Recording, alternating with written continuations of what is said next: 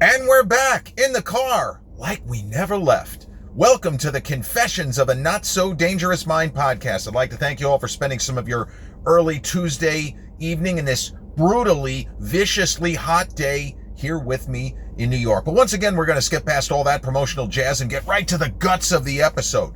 So this is another dual, D-U-A-L, not D-U-E-L-A, dual episode in the categories of movie anniversary. This film celebrates, if you want to use the word celebrate, it's the 27th anniversary of the release of this film, and this is a movie that I believe reaches the level of great movies.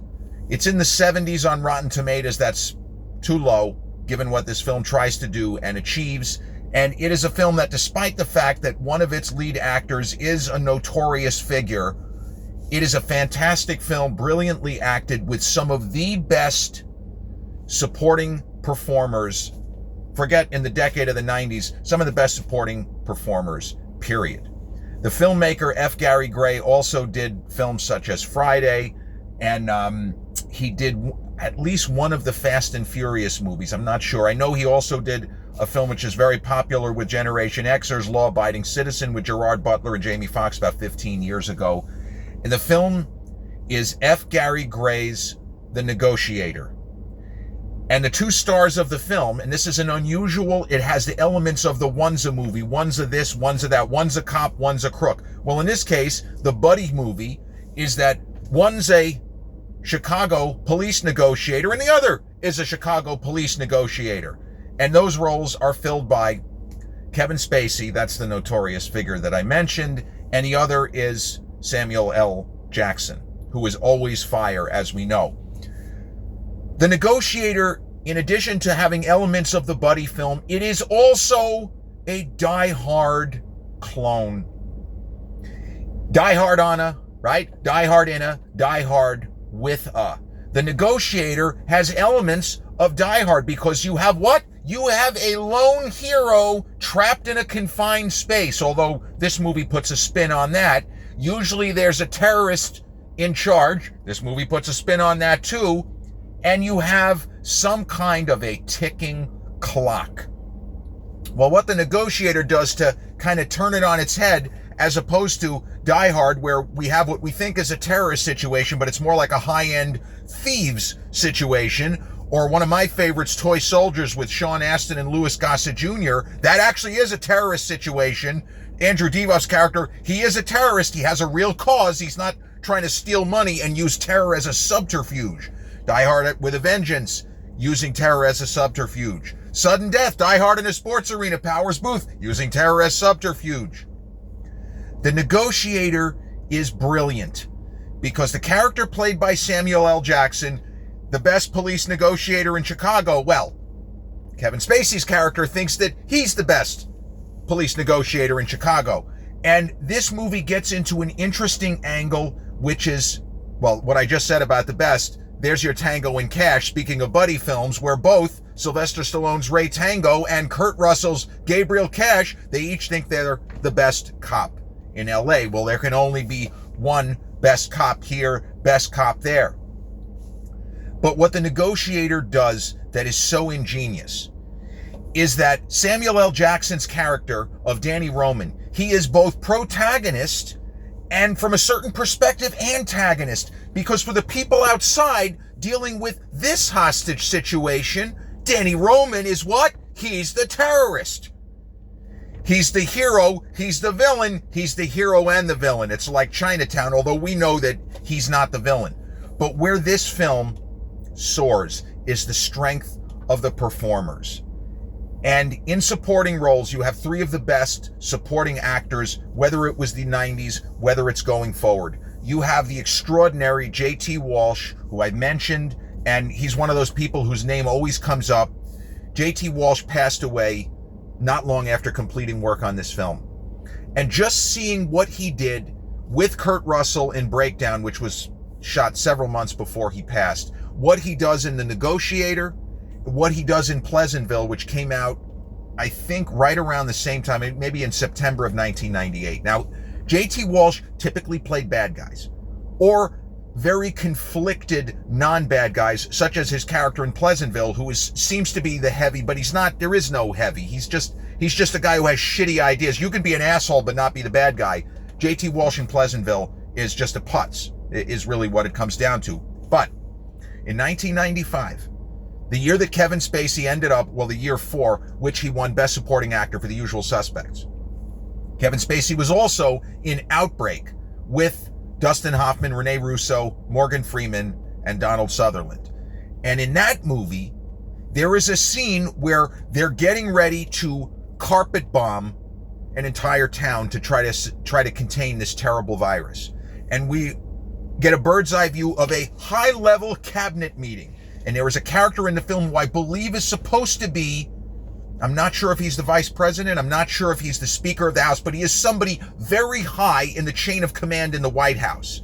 And it's played by J.T. Walsh, who, as I said, usually played heavies, played a lot of villains. But in Outbreak with Kevin Spacey, he is the only voice of sanity, saying, we can't just kill 10,000 Americans and act like, oh, it's in the name of the rest of the... No, we can't do that. And he actually has a little copy of the Constitution. He says, you see this in my hands? This is the United States Constitution. I've read it. And I don't see anything in here that says we're allowed to do what you guys are talking about. Well, in The Negotiator, Samuel L. Jackson's Danny Roman does not have a criminal record. He's a regular guy doing his job, but he stumbles upon some really bad information that seems to deal with embezzlement. And the crime is being pinned on him. The pieces are in place for him to be framed, and he knows that it's going to happen. And he's pretty sure that J.T. Walsh's character of Terrence Niebaum, he's got to be behind it. You know, and we, even as the audience back then, well, he's got to be behind it because look who's playing the character, right? I thought maybe there would be a twist on that. So into this hostage situation that is created by the main character. He doesn't try to diffuse the hostage situation. He is the hostage situation. So into this, and this is also an angle in this movie that you see sometimes. It's a little bit of a Tony Stark, Captain America angle, where Tony Stark and Steve Rogers disagree all the time. Captain America Civil War is a microcosm of their entire relationship throughout the comics. Not that I was a huge comic books reader, but what I understand from people who were. They are constantly at odds. Beating each other, beating up on each other, constantly at odds. But when you boil it down to the barest essence, if you ask Tony Stark, do you trust Steve Rogers? Yeah. Steve, do you trust Tony with your life? Yeah. They might hate each other's guts, but there is a level beyond that. And in the world of this film, Danny Roman does not trust anyone that he works with, because each of these particular people who he has worked with, they're a little bit suspicious. There's a chance that someone I trust is also behind this bullshit frame-up job, which is going to land me in prison for the rest of my life, or whatever it might be. But even though he does not have any particular affinity for Kevin Spacey's Chris Sabian, it's not like, oh, he's a prince of a guy, I love this guy, we go bowling. No. But he trusts him because Sabian has a really good reputation, and there is nothing to indicate that he is in any way involved with any of the people. So basically, this fellow negotiator, who's either the best or the second best, depending on who's telling the story, negotiator in the city of Chicago, is the only guy Danny Roman can trust. And that's why he asks him to be sent in. So, die hard on a, die hard in a, die hard with a. Confined, hero trapped in a confined space. In this case, the hero traps himself and his hostages in the confined space. Again, it's spinning around all of this stuff we're used to seeing. Because from the far out, like a far out perspective, all of the elements of Die Hard are here, but none of them are presented in the same way. And it's one reason why this film is so good. Not that it doesn't do what you expect, but the setup it's the same setup, but it's 180 degree. It's kind of turned on its head or turned on its ear. So you have Danny Roman the ticking clock, because Die Hard obviously has a ticking clock, Hans Gruber is going to blow up the building, the whole thing, to make his getaway. In this case, it's that if Danny Roman runs out of time, he's simply going to be assassinated. He's going to be executed. And we get the idea that the people on the ground, similar to Die Hard, we're willing to take civilian casualties to get this guy out of here. So it's up to the two buddies, who aren't buddies, they barely know one another, and I don't think they particularly like each other, of Chris Sabian and Danny Roman, to have what amounts to a standoff and figure out, is there something going on? We're almost 100% certain that this is not going to be the sort of film where Sam Jackson ends up being the bad guy. That actually he's the embezzler and this was all subterfuge, because you could make that movie, but this is not going to be that movie. So when Chris Sabian, the Spacey character, when he figures out, will he figure out, does he even care? Is he going to be Tommy Lee Jones in The Fugitive saying, I don't care? Or is enough information going to be presented to him where he says, something's going on here. We can't just move on this building and start killing people, because if this guy is right, not only are we all going to lose our jobs, we may go up the river. We got to be very careful how we proceed here. And, you know, Kevin Spacey, as I say, is a notorious figure. Nobody's ever questioned his talent. And this is somebody who, within the business, there is a lot of arguments that are being made right now and have been made about whether he should be allowed to go back to work. I'm, again, not here to judge. But Spacey is kind of like the star of this film, and it's strange to look back on it now, knowing what Samuel Jackson with Pulp Fiction and the amazing performances that he's given since. You know, he once joked that he thought he should have gotten a Best Actor nomination for Coach Carter, motherfucker. You know, he did he had to interview her in stitches. He was cursing about why didn't he get a nomination. But the movie, even though Spacey's character doesn't have as much screen time, he's framed as if he's the star of the film. And Spacey's rise is fascinating. It's not that much different than Samuel L. Jackson's rise, because Samuel L. Jackson started off with small-ish roles in films like Coming to America, where he's only in the one scene in McDonald's, and my God, he is absolutely electric. Movies like Jungle Fever and other films, White Sands, where he has a decent-sized role, but he really doesn't have that much to do. Jurassic Park, and then Pulp Fiction. I mean, he could have won the Oscar in supporting for Pulp Fiction. He's so fire in that film. You know, what? A big kahuna burger, cornerstone of any nutritious breakfast. But in the case of Kevin Spacey, he was in See No Evil, Hear No Evil, a comedy crime film with two greats who unfortunately are gone, in Richard Pryor and Gene Wilder. And he doesn't really have that much to do there, but he gets to affect a very peculiar accent in a weird character, and it kind of showed this guy's got something. This guy's got something. And then he had a guest shot on LA Law, which was a big TV series on NBC, and he crushed it. And that got him more work. And then he appeared in a film, Consenting Adults, which I just mentioned yesterday, Alan J. Pakula with Presumed Innocent. Consenting Adults is not that good. It's ostensibly Kevin Kline's film. Kevin Spacey just walks in and rips the movie right out from under its star. He's the best thing about the film. Then he's terrific in Glengarry Glen Ross with Alec Baldwin, Jack Lemmon, Alan Arkin, Ed Harris, and Big Al Pacino. He's fantastic. And that's how Spacey's career. And then by 1995, he had Outbreak. He had The Usual Suspects, for which he won the Oscar, and he had John Doe in Seven. So by the time of The Negotiator, this is before Spacey won Best Actor for American Beauty. Again, we're talking about a significant talent. I don't think he's ever going to work again, and I'm not, as I say, not judging. But you're talking about an enormously talented performer who won Supporting Actor for films released in 95 and Best Lead Actor for films released in 1999. So we get more with Chris Sabian because of who is playing the part. Like this doesn't happen in a vacuum. You watch this movie and tell me if I'm wrong. The film frames Spacey as if he's the star of the film. So you have all of these different personalities. You know, John Q with Denzel is a little bit like a Die Hard film where Denzel's character is kind of take a bunch of people hostage because he needs James Woods' heart surgeon to perform a heart transplant because his son is going to die otherwise. But you have different personalities among the hostages. And because it's J.T. Walsh, we figure the character of Niebaum is going to turn out to be one of the big bads. But then you have another terrific actor who was in The Green Mile not long after this, David Morse. Wonderful actor. He was in Contact.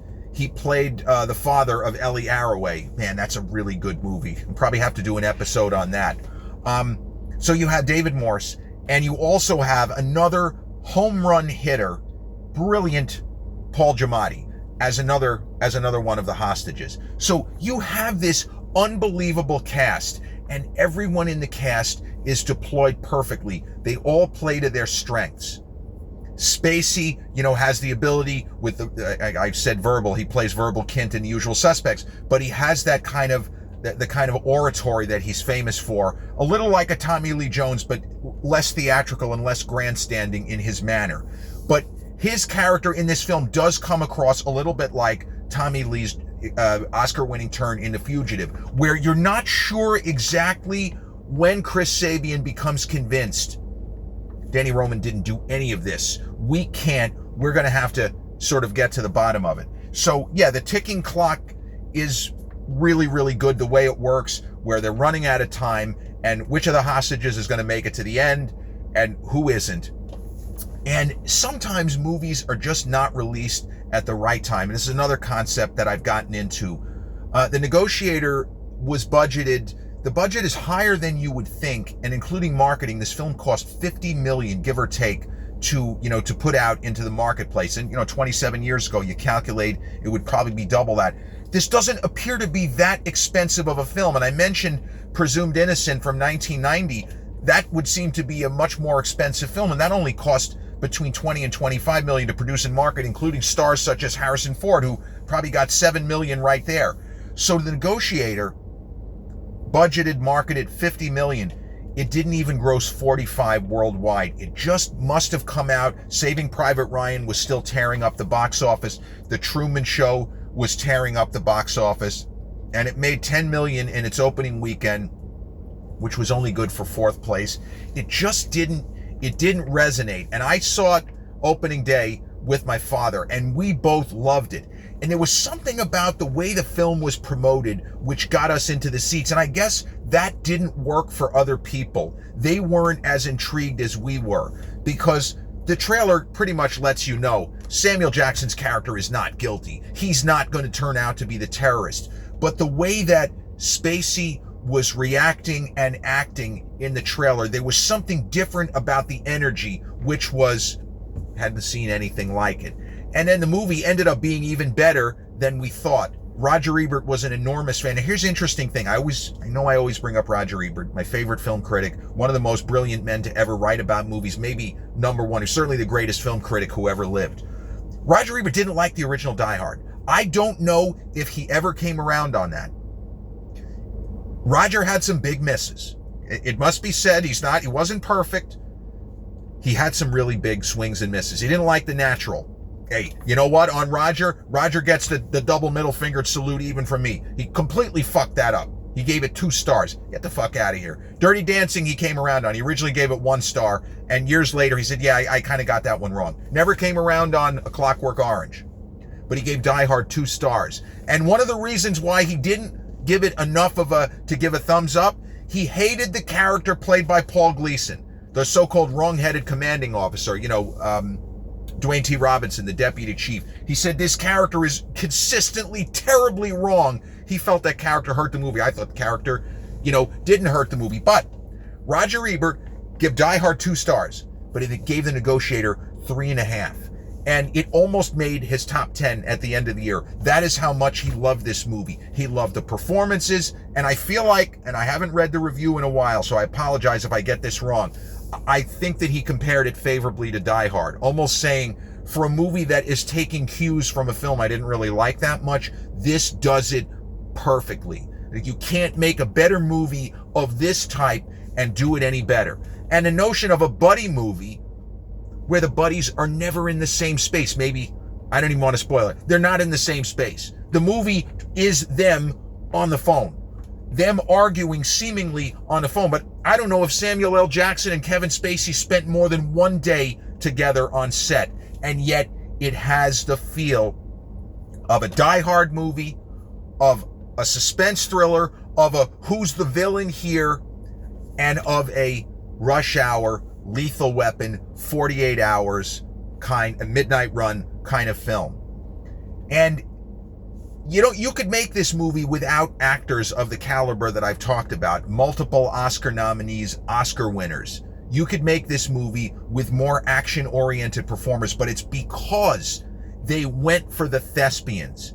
Because you could do a version of this movie with Pacino and De Niro, or you could do a version of this with Michael Douglas and Nicolas Cage. Obviously, you could do that movie. Face Off, Michael Douglas produced. He was originally going to star in it with Arnold Schwarzenegger. But sometimes the casting, which takes us by surprise, like I wouldn't have expected these guys to be in this movie, it works. And they're also committed to the bit. And Samuel L. Jackson, again, this is a different kind of role, and he plays the character. This is not the guy, get these motherfucking snakes off this motherfucking plate. This is not that Samuel L. Jackson. It just shows what a versatile performer he is and has been, that he's able to take this very unusual character for him.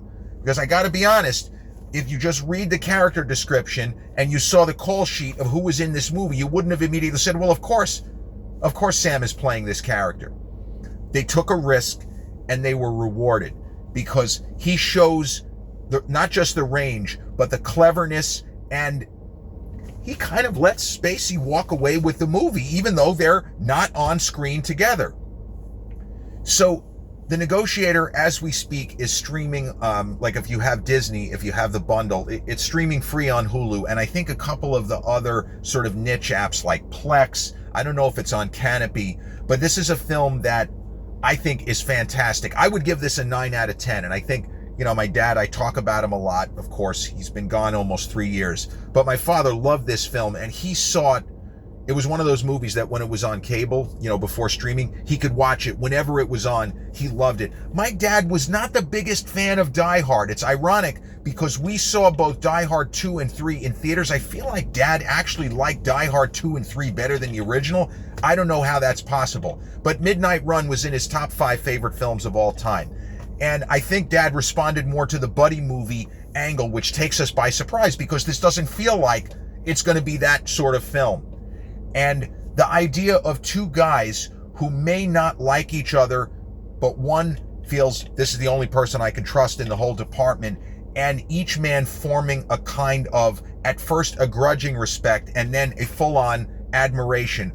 Like, this isn't a movie that you would expect to have character arcs and a story arc where it's kind of layered and it unfolds in such a way that we're not going to get lost. And I don't want to give people permission to doom scroll while watching this movie, but this is not a movie where you're going to get lost if you're only paying 80 to 90% of attention, as I mentioned yesterday with Presumed Innocent, because of the non-chronological, non-linear structure.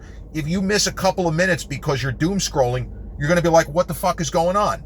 How is this woman dead? Bro, this woman was dead when forget it. You know what I'm saying. So it is unfortunate that this film did not do well at the box office, but it wasn't going to become a franchise. It was always just going to be a one-off. And yeah, maybe it just was released at the wrong time. Maybe it shouldn't have been a summer film. Maybe it should have been held over for the fall into the winter to try to get some Oscar consideration, because this is a fantastic film. And another one of those where I don't know anyone who has seen this movie that does not love it. And if you want to do this, and I've talked about this concept also, there's so many similar thought processes when it comes to movies. But this is a film, let's say you're under 35. You wouldn't have seen this in theaters. You would have been, 8 years old or younger. But this is a movie where if you ask an older acquaintance, let's say somebody Generation X, or maybe even young boomers, maybe even just boomers, forget young boomers. This is in the ballpark of movies where if you ask them, have you seen the movie The Negotiator with Samuel Jackson? I think it's from the 90s. If you say something like that, a certain percentage of people, my age bracket, their eyes will light up and they will say something like, holy shit, I love that movie. Mark my words. It is a terrific film. Action-packed, not an action movie. The parallels to Die Hard, yes, but this is not a shit blowing up real good. This is not a, we're going to blow up an entire building to get away with $500 million. This is a more contained story, but using the Die Hard template and all of the elements of the One's a movie. One's a cop, one's a crook, one's a baker, one's a candlestick maker, you know, that kind of thing. And it is a great movie.